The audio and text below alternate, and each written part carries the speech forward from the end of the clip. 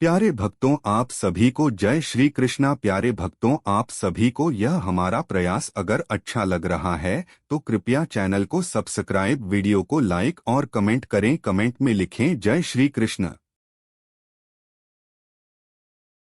इन 18 बातों को अपनाने वाला सभी दुखों और वासनाओं से हो जाता है दूर।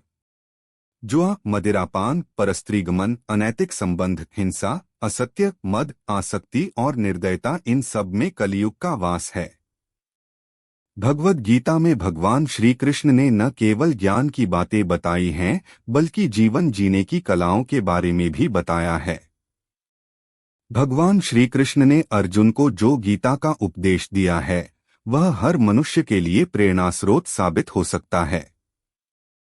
गीता में भगवान श्री कृष्ण अर्जुन को उपदेश देते हैं कि जो भी मनुष्य भगवद गीता की 18 बातों को अपनाकर अपने जीवन में उतारता है, वह सभी दुखों से, वासनाओं से, क्रोध से, ईर्ष्या से, लोभ से, मोह से, लालच आदि के बंधनों से मुक्त हो जाता है। आगे जानते हैं भगवद गीता की 18 ज्ञान की बातें। एक, आनंद मनुष्य के भीतर ही निवास करता है, परंतु मनुष्य उसे स्त्री में, घर में और बाहरी सुखों में खोज रहा है। 2, श्री कृष्ण कहते हैं कि भगवान उपासना केवल शरीर से ही नहीं बल्कि मन से करनी चाहिए। भगवान का वंदन उन्हें प्रेम बंधन में बांधता है। 3, मनुष्य की वासना ही उसके पुनर्जन्म का कारण होती है। 4, इंद्रियों के अधीन होने से मनुष्य के जीवन में विकार और परेशानियां आती है। 5, संयम यानी धैर्य, सदाचार, स्नेह और सेवा जैसे गुण सत्संग के बिना नहीं आते हैं। 6, श्री कृष्ण कहते हैं कि मनुष्य को वस्त्र बदलने की आवश्यकता नहीं है, आवश्यकता हृदय परिवर्तन की है। 7, जवानी में जिसने ज्यादा पाप किए हैं उसे बुढ़ापे में नींद नहीं आती। 8, भगवान ने जिसे संपत्ति दी है उसे गाय अवश्य रखनी चाहिए।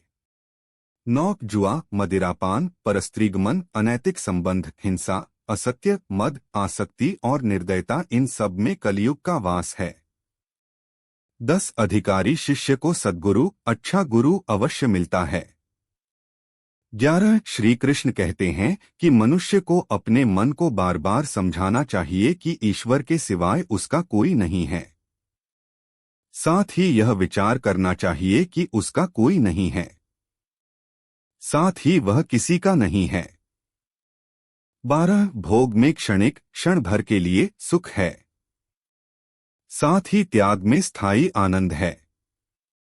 13, श्री कृष्ण कहते हैं कि सत्संग ईश्वर की कृपा से मिलता है, परंतु कुसंगति में पड़ना मनुष्य के अपने ही हाथों में है। 14, लोभ और ममता, किसी से अधिक लगाव, पाप के माता पिता हैं, साथ ही लोभ पाप का बाप है। 15, श्री कृष्ण कहते हैं कि स्त्री का धर्म है कि रोज तुलसी और पार्वती का पूजन करें। 16, मनुष्य को अपने मन और बुद्धि पर विश्वास नहीं करना चाहिए, क्योंकि ये बार बार मनुष्य को दगा देते हैं। खुद को निर्दोष मानना बहुत बड़ा दोष है।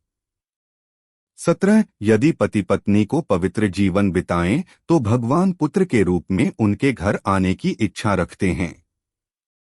18, भगवान इन सभी कसौटियों पर कसकर, जांच परख कर ही मनुष्य को अपनाते हैं।